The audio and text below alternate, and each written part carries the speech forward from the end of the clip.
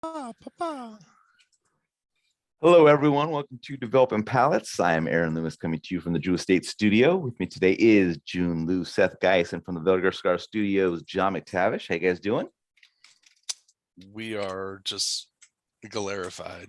We're together like a family, you know, the Developing Palates family. That's right. It's a family. So today we are talking about the La Galera 85th Anniversary Jose Manuel Blanco edition. Cigar is a Toro 6x52. Comes out of the Tabacalera Palma factory in the Dominican Republic. Wrapper is Connecticut broadleaf.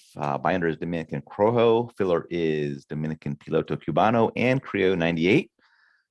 Blended by Jose Manuel Blanco.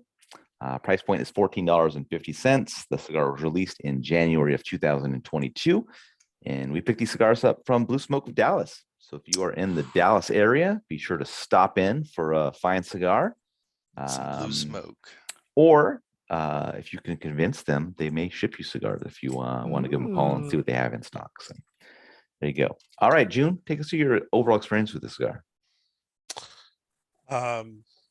This was a journey.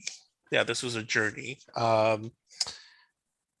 The cigar tasted good in the beginning. Like first third was good, and it was average, and then it turned really bad.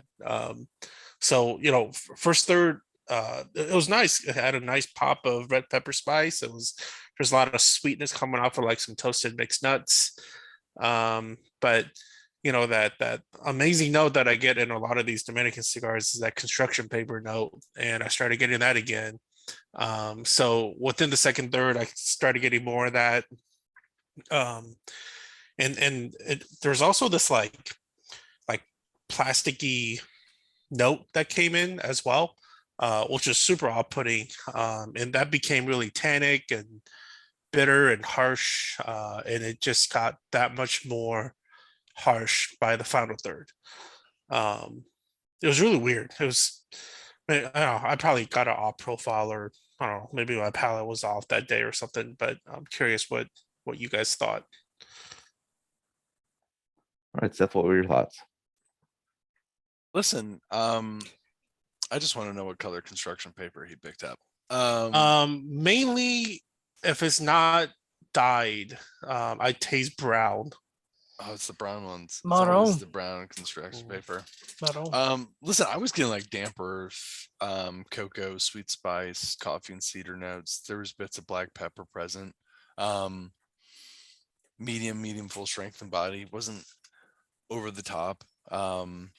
Second thirds was showing some similar qualities. I was started getting some pencil lead mineral qualities. Once again, still medium strength of body, and then the final third was just kind of right in line with a little bit of a decline from the first third, and in line with the second third, just medium strength and body, a little bit of spices, cocoa, coffee, wood. It's just kind of these, I don't know, it made me think of like old school broadleaf flavors. There just wasn't much to the cigar, and it was just a little dark. But yeah, John? I mean, maybe that's the way to put it. It's a broadleaf blended for a different generation. It started out promising for me. I got sweet wood, floral notes, powdered cocoa, mild earth and leather. And then as I kind of hit the halfway point, I got some mild chalkiness, which not really a fan of. But the chocolate was kind of overpowering the chalkiness. So I was kind of living with it. And then, the baking spices, as Seth kind of alluded to, they're kind of medium plus. And then leather kind of worked its way up to medium strength. So the first third was good. And then the second third, it kind of jumped all over the place for flavors. So I was really struggling trying to keep track, because it started out with sweet leather, then it became sort of baking spices and earth. Then it was sort of back to medium leather. Then it was kind of back to sweetness and sweet earth, and back to leather. Then I got some cashews. And so, it was kind of all over the place in flavor profile. And I never really felt it kind of settled in and kind of found its way. And then the leather kind of came back in the bottom half, medium full, and a little bit of baking spice, medium baking spices with it. So a little unbalanced for me. Last third, mostly chewy leather with mineral earth, earth and mineral combination on the post draw, creamy sweetness on the retrohale with medium full baking spices. But then that poster earth just kind of became dominant on the profile. So, again, I would kind of describe it as not quite balanced, not unpleasant, but not quite balanced. Draw and burn. Burn was okay, but went out at the halfway mark, so required a relight. And then the draw started out really, really tight, like really resistant, and then opened up to 3.5, 4 notches, and then opened up to 2.5 to 3 notches. So kind of give it a good score on there. So overall, pretty average for me. That's where I landed with that long description. Aaron, what about you? Yeah, for me, the cigar started with oak, earth, minerality, and black pepper. Some creaminess joined in fairly quickly, and the wood later became more defined as oak. The second third saw the creaminess depart, and the profile became a bit dry. And then the final third saw some wood bitterness join in, the oak gain a toast note, which kind of built up as it went along. I thought the cigar had a nice start, but it kind of dropped to average as the creaminess departed and the profile started to become a bit dry, and it kind of just maintained that average profile the rest of the way.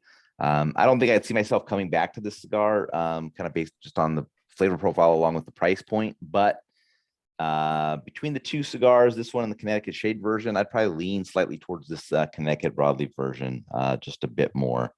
But it's not like a clear winner or anything like that. Nor am I probably going to smoke either one of them again anyway. But all right, getting the scores. Start at the top. Seth and I both gave it a 5.85. Jiunn gave it a 5.75, and John gave it a 5.6. So Seth, how'd that 5.85 matchup for you? Yeah, I mean, listen, I actually looked up my other score of the other La Galera, which is 5.75, and I actually said I'd prefer that one to this one, which I stand by. Just because it's better doesn't mean it's what I want. It could have just been a construction point, right? So we'll go with that defense. Sure. Yeah. So I think these are expensive. Well, I'll wait till we get through it, all of them. But I mean, it's 5.85. It lines up. I don't know if it's a broadleaf. I wouldn't come back to it. There's probably a lot of people I know who smoke broadleaf who wouldn't care for it just because it doesn't deliver the broadleaf qualities that they smoke nowadays. But I would, if I had to buy some, or if I was looking to buy some, I would feel comfortable sharing them with a lot of people, if that makes sense, just because of how it is. My 5.85 matches up as well. Above average flavor profile, pretty good construction. I mean, I think just a little bit waviness, slightly snug draw compared to what I prefer, but yeah, it's just doesn't have enough excitement to it to make me want to come back to it, especially with the higher price point. So, all right, Jiunn, 5.75. It was just, yeah, if it was more like that first third, I would have liked it a lot more. So Seth, when you're saying it's not the type of broadleaf that people smoke these days. Yeah. So in my comments, I actually wrote about how I didn't think this was a quality broadleaf. First of all, it was like a Colorado Maduro, like a lighter shade, but I also thought that the flavor profile was like super different. Wait, first of all, is this Connecticut broadleaf? It's listed as Connecticut Broadleaf. Okay, Yeah, it's your broadleaf. I'm not Yeah, going to question them. I'm not going to say it isn't. They told me it is. I think you call them liars. No, Say it. I'm Say what just you were gonna saying, say. Call it You to the call them face. fucking liars. That's what you're like. You're like, it no way, didn't this taste is like Connecticut broadleaf. That You know, like, I mean, you know better than they do, don't you? no, I don't. I don't know anything more than Jose or Hochi or I bet it's broadleaf, but it's a softer broadleaf than. But Pete's had soft broadleafs too, Yeah, but even Hmm. his softer broadleafs tend to have a Little bit. lot more complexity than this. yeah, have more Yeah. depth and like body and all that. I don't know. I mean, it's just I just didn't really dig the blend, especially when I think about it in the sense of a broadleaf, a Connecticut broadleaf. So, anyways. Wait, John's got the lowest score, which is Yeah. completely odd, by the way. Yeah, 5.6, John. The part of Explain Aaron yourself. Loomis will be played by John McTavish. So, I mean, he had a couple issues going on. First of all, the profile wasn't that good. I mean, it was an average cigar, which at this price point and using that tobacco is a tough sell. And there were some minor construction issues with the draw and the burn. So, I wasn't a big fan of the profile. I think, maybe the intent was to blend a softer broadleaf for the sort of Dominican style, but like use a different wrapper then, because that's not like, to me, that's not what broadleaf is. And, if it was like, I think Jiunn said, if it was more like the first third, I would have been totally supportive, but the second third and the last third were just kind of a letdown for what was delivered in the first third. So yeah. All right. Any final thoughts on this one from you guys? I like the other one more. Spoilers. Okay. I would pick up I would pick up. I don't care how I score this. I'd pick up the Kinetic Shade. I just over thought it this all the was more balanced. I mean, we'll get to it when we do the review, but I just thought it was more balanced. And that's, I think, the number one thing the broadleaf version was missing is just the balance was off. So it's 3 To- against in 1. my opinion. Junior, you're the shade guy over this broadleaf, right? Oh yeah, for sure. Yeah. Yep. I knew it would work out this way. It's all right.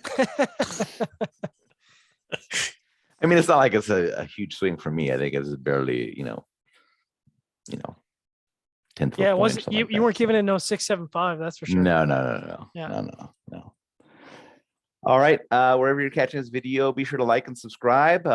Check out the full written review on the website. Follow us on social media channels, and you catch all of our review recaps on podcasts, so iTunes, Google Play, and Podbean. Thank you for tuning in, and we'll catch you on the next one. La Galera.